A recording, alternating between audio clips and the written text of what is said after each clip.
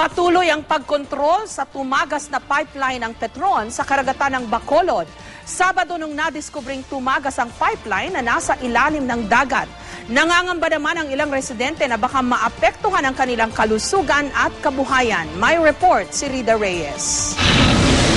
2 araw na ang masangsang na amoy ng tumagas na langis na palutang-lutang sa dagat malapit sa Barangay Banago sa Bacolod City. Kwento ng mga residente, nitong Sabado pa ng hapon nang mapansin nila ang oil leak. Sa pangambang kumalat pa ang langis, kaagad nilang inalerto ang Philippine Coast Guard at Department of Environment and Natural Resources Region 6.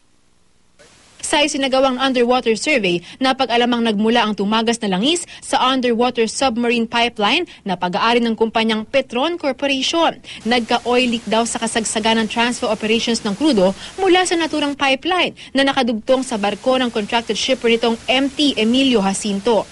Tinatayang aabot sa 300 liters ng bunker fuel ang tumagas. Kaagad namang ikinasa ang clean-up para higupin ang tumagas na langis na sa ngayon nasa 4 na drum na.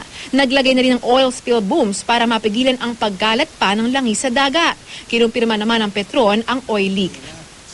Kaagad na raw nitong ipinahinto ang operasyon ng naturang pipeline habang isinasagawa ang clean-up.